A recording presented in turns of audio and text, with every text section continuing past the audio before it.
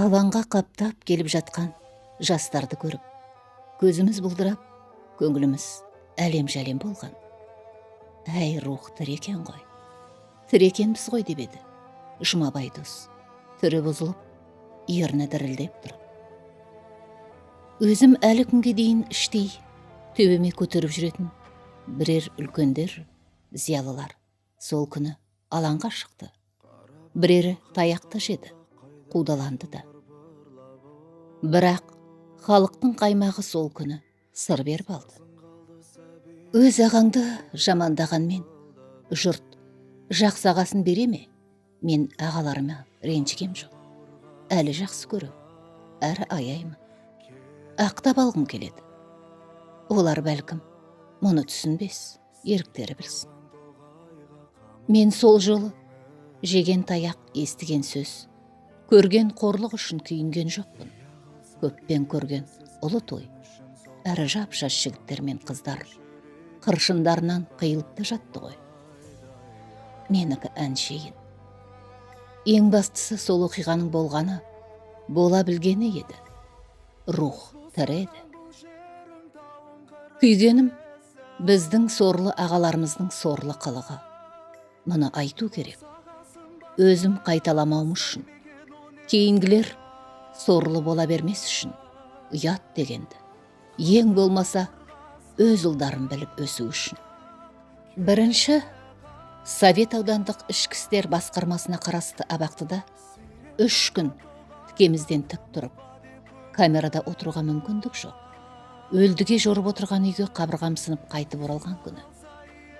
Теледидардан Мұхтар Шахановтың Мәскеуде өткен поэзия кешін көрсетіп жатты. Саяси күн жылаған соң, Мұқаң герой дня болды. Мәскеу трибунасынан желтоқсан туралы айту айға ұшып барумен бірдей.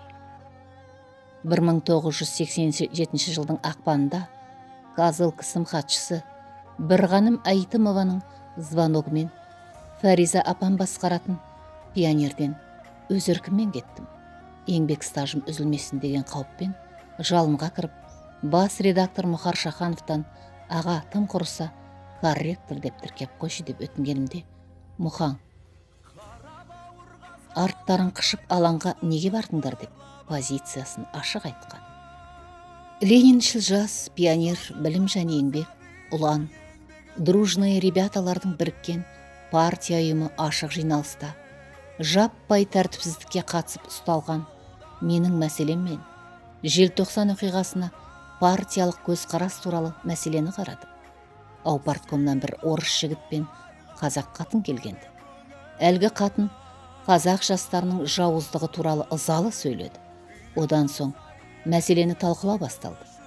Сәл ғана ауыр үнсіздіктен соң Тұманбай Молдағалиев, Мұзафар Әлімбаев, Ақселеу Сейдімбеков, Фариза апам және тағы басқалары бас редакторлар мен беделді кісілер сөз алды. Тұмағаң Тұманбай Молдағалиев, бұдан асқан оңбағандық жоқ. Біз қазақ масқара болдық. Ұлтымыз масқара болды. Мына бұзақылыққа қатысқан оңбағандарды атып тастаса да артық болмайды деп қалшылдағаны сонша көзілдіргін түсіріп ала жаздады. Мұзағаң Мұзафар Әлімбаев, бұл біздің кінәміз. Біз оңбаған ұрпақ тәрбиелеппіз. Жексұрындарды аямау керек деді, маңырай сөйлеп. Ақселеу ағам сәл ұстамдылау екен. Біз бұл тәртіпсіздікті айыптаймыз. Жастар тәрбиесімен қажырлы түрде айналысу керек деді. Фариза апам да сөйтті. Қалғандар туралы айтпаса да болады. Әлгі мықтылардың көлеңкесінде күйбеңдеп, өз басымен ештеме ойлап көрмегендердің қолынан құлша қостау ғана келетіні белгілі. Қазақстан пионерінің редакторы, партия ұйымының хатшысы Уәлихан Қалижановтікі дәл сол кез үшін ерлік болды. Аупарткомнан келгендерге менің бастауыш ұйымда талқыланбай партиядан шығарылуым нарушение устава екенін айтып, бұл өте жақсы тәртіпті, мәдениетті жігіт. Оның үстіне әріптестеріміздің шындығын осы жерде тыңдауымыз керек деп отырып алды. Менің көзіммен көріп, құлағыммен естіген сұмдықтарды мынадай сорлы, дәрменсіз ортада маңыратып отыруға дәтім жетпеді. Ызаға, жасқа булығып, сыртқа шығып кеттім. Қалаған Қалтай Мұхамеджанов қана сол тарихи сынақ сәтінде, желтоқсан күндерінде зиялы қауымның қарсылық көрсетпегенімен, жастарға ара түсе алмағанын ашық мойындады. Ақылы ар жеткен болар. Сол желтоқсан оқиғасынан 2 жыл өткен соң Тбилисиде үлкен наразылық болып, қалың тобыр таптап кеткен 3-4 адам өлді. Келесі күні Грузия 3 күн қатарынан қара жамылып, республика туы түсірілді. Сол түні грузин ақыны мен сазгері қаралы гимн жазып, 3 күн бойы грузин теледидары мен радиосында мезгіл-мезгіл ойнап тұрды. Әншейінде атақ үшін, күлші үшін бірін-бірін талап жердей болып жүретін біздің ұлттық мәдени элита бас біріктіріп, қарсылық білдіргенде да жау алмас еді. Тұтас бір ұлттың зиялы қауымын ешқандай диктатор құртып жіберуге тәуекел етпейді. Олар бірінен бірі қорықты. Оларда пендешілік бәсеке барда бірлік жоқты. Біздің ақын жазушыларымыздың масқарасы Жазушылар одағына Геннадий Колбин келген күні болды. Жиналыста Бақытжан Момышұлы трибунаға көтеріліп, әкем тірі болғанда сіздің келгеніңізге қуанар еді дегенмен шектеліп қоймай, Геннадий Колбиннің бетінен сүйді. Ал сол жолы ұлт зиялыларының абыройын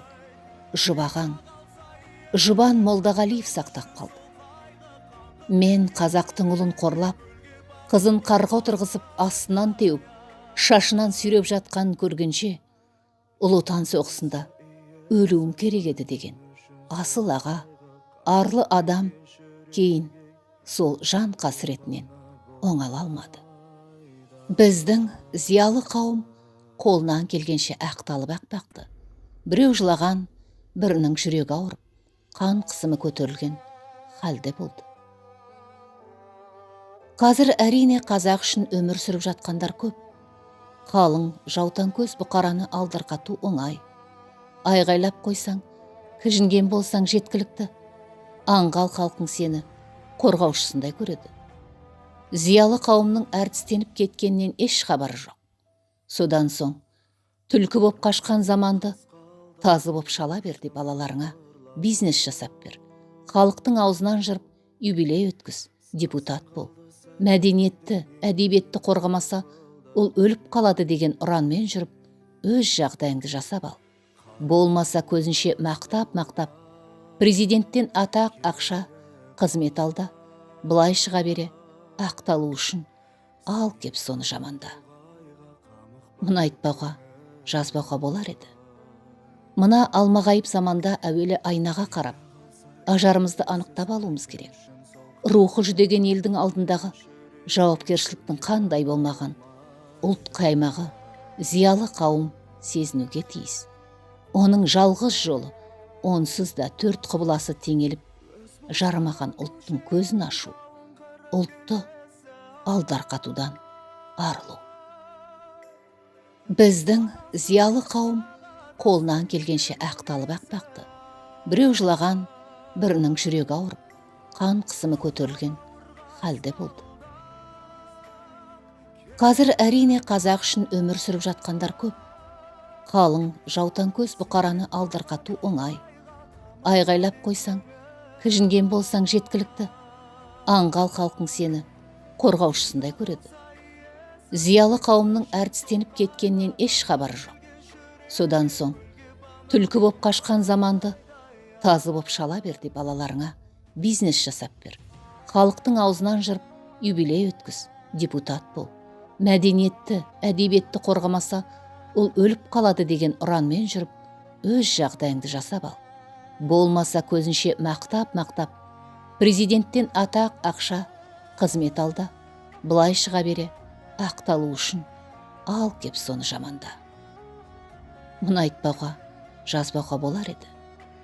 Мына алмағайып заманда әуелі айнаға қарап, ажарымызды анықтап алуымыз керек. рухы жүдеген елдің алдындағы жауапкершіліктің қандай болмаған ұлт қаймағы зиялы қауым сезінуге тиіс. Оның жалғыз жолы онсыз да төрт құбыласы теңеліп жарымаған ұлттың көзін ашу, ұлтты алдарқатудан арылу. Қазақстан жазушылар және журналистер одағының мүшесі ақын Мейірхан Ағдәулетұлының естелігінен.